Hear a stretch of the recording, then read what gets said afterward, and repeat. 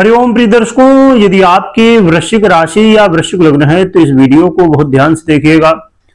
इस वीडियो में हम समझने वाले हैं कि सबसे खतरनाक योग बनने जा रहा है, जो कि 13 मार्च 2026 से बनेगा। ये योग 13 मार्च से लेकर 11 जुलाई तक रहेगा। इस योग के नाम से ही लोग डरते हैं, क्योंकि इसका प्रभाव भी कई बार लोगों को जीवन में देखने को मिलता है।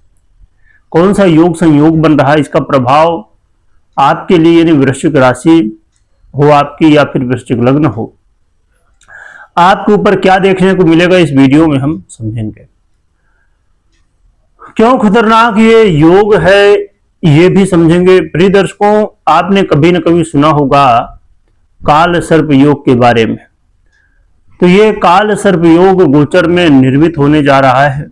बहुत लंबे समय बाद ये काल सर्प योग बन रहा है, और ये गंभीर और भी ज्यादा इसलिए हो जाता है क्योंकि लगातार आप देख ही रहे होंगे, सुन रहे होंगे कि जो ग्रह स्थितियां हैं वर्तमान में, चाहे वो मंगल की बात करें, चाहे सूर्य की बात करें या अन्य ग्रह स्थितियां, लगातार ग्रह स्थितियां हैं इसी तरह की। इसी वजह से ये जो काल सर्प योग है, इसका प्रभाव और भी ज्यादा देखने को मिल सकता है। काल सर्प योग कैसे बनता है, ये समझ लेते हैं। काल सर्प योग जब राहु और केतु के एक भाग पर ही सभी ग्रह आ जाते हैं, यानी कि राहु और केतु के एक साइड पर सभी ग्रह आ जाते हैं। वर्तमान में कुंभ राशि में राहु और सिंह राशि में केतु है, और बाकी ग्रह देखा जाए तो देवगुरु बृहस्पति मिथुन पर हैं। बाकी अन्य ग्रह कुंभ राशि से मीन राशि की ओर बढ़ रहे हैं, जिसकी वजह से ये काल सर्प योग निर्मित होने जा रहा है। और 2 दिन 4 दिन की बात नहीं है, 11 जुलाई तक है। 13 मार्च से लेकर 11 जुलाई तक का समय है, लंबा समय है। अब जानते हैं, समझते हैं कि प्रभाव क्या होगा, फिर उपाय क्या होगा इसका, ये भी जानेंगे। क्योंकि उपाय करना बहुत जरूरी है, क्योंकि उपाय करेंगे तो आपको काफी सरलता, सहयोग देखने को मिलता है। प्रिय दर्शकों, वर्तमान में आपको ये बहुत ध्यान रखना है कि कोई भी व्यक्ति हो, किसी के बात का भरोसा बिल्कुल भी नहीं करना है, यानी कि आंख बंद करके भरोसा नहीं करना है। हर एक बात को आप अपने तरीके से जानिए, समझिए, पड़ताल करिए उसकी, और उसके बाद ही आपको जब लगे कि हाँ बात ठीक है, तब ही विश्वास करें। आप यदि राजनीति में हैं तो आपके जीवन में बहुत कुछ उथल पुथल होगा, और इन अवस्थाओं में ये जो काल सर्प योग की स्थिति बनने जा रही है 11 जुलाई तक, आप इस समय देखेंगे कि ये राजनीति जगत में बहुत कुछ उथल पुथल लाएगा। तो यदि आप राजनीति से जुड़े हैं तो बहुत कुछ इसमें चेंजेस दिखेंगे, बहुत कुछ ऊपर नीचे दिखेंगे स्थितियां, इसलिए आपको बहुत सावधान हो जाना चाहिए।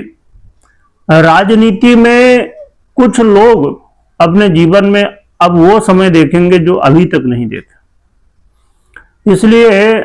और खाली राजनीति नहीं, यदि आप कोई भी पब्लिक से जुड़ा हुआ काम करते हैं तो आपको बहुत जरूरी है कि आप इस पे विचार करें।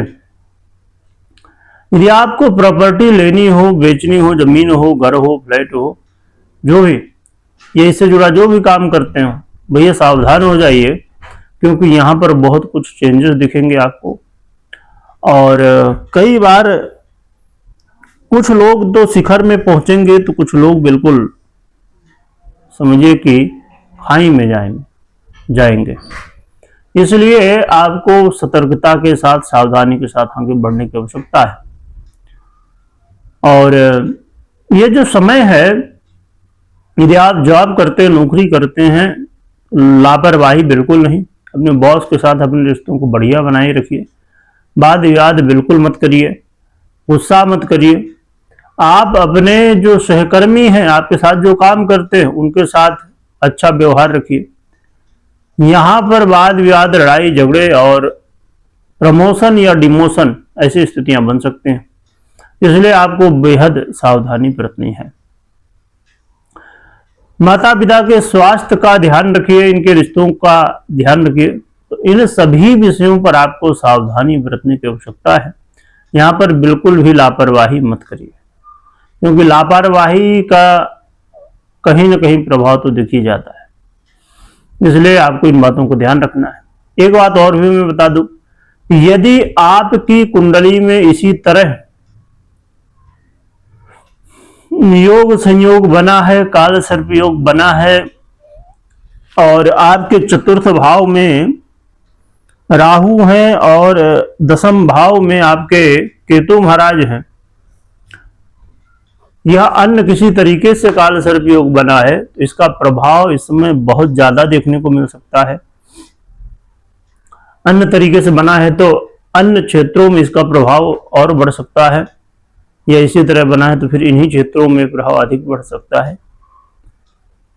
तो यदि आपकी कुंडली में काल सर्प योग है तो बिल्कुल आपको सावधान रहना है। राहु केतु अच्छी स्थिति में नहीं है, उनकी महादशा अंतर्दशा चल रही है, तो आपको विशेष सावधानी बरतनी है, क्योंकि ऐसे लोगों के ऊपर सबसे अधिक प्रभाव देखने को मिलेगा जो इन स्थितियों पर है।